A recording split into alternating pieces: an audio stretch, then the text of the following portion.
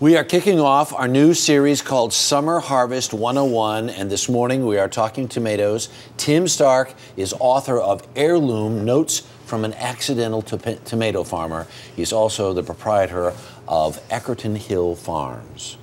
Man, oh man, oh man. We've been waiting for you to get here all summer. You're like Santa Claus, dude. You have made this man happy. Look at that smile. I've been waiting for these tomatoes all summer, too. It's been a cold summer, so yeah, your place is in Pennsylvania. How because we've had the craziest weather in the Northeast. How has weather affected We're hanging in there. crop? It's really, it seems every year the tomatoes come in later and later and later, but this year they really came in late. But now it's August. They're in. They're bombing. We're doing fine. It's dry enough now. We had a cold, wet June and July.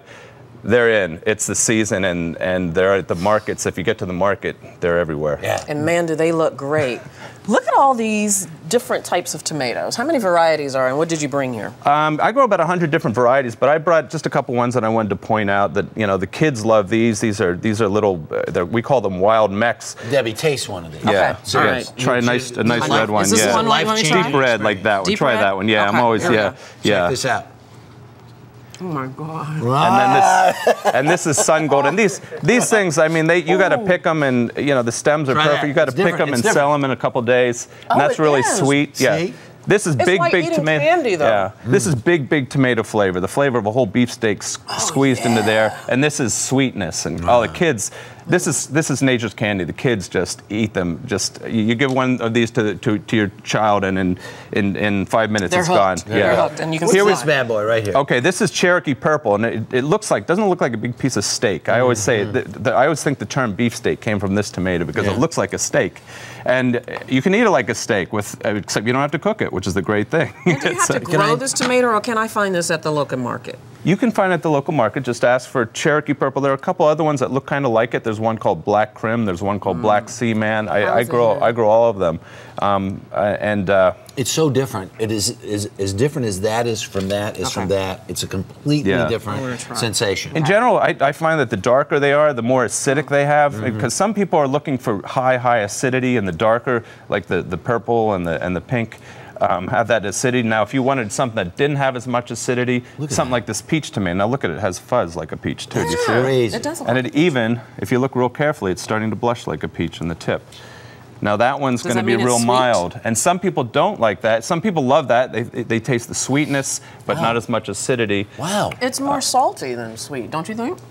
Real quick, what's this one?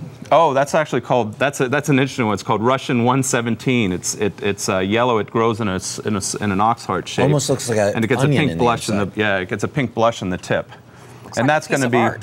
That's going to be mild. I would think that would be kind of fruity, sort of pineapple-y kind of. It is. It's sort of fruity. Yeah. Wow. And this one's that way too. This is actually called pineapple tomato, and I imagine it's because if you look at it, it looks sort of like a pineapple. It looks really sort cool. of, and it tastes fruity like. All right, we have all kinds of great dishes here. Let's talk about making something. Yeah.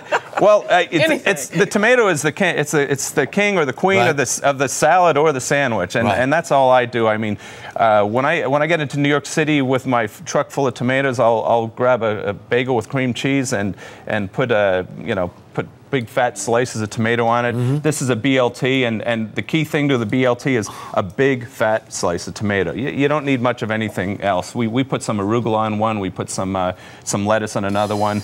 And this is what, just feta cheese? This is just feta, just slicing up the different, and the tomatoes, the heirloom varieties have so many interesting shapes and sizes. Like this is a purple calabash. It has these. You got to taste this. These, This is really crazy. While you're tasting that, I want to ask a question, because I go through this every time I go to the market. How do you choose a good tomato? Yeah. To me, it's all in the touch. For instance, there's a green one over here that looks like it's unripe, but feel it.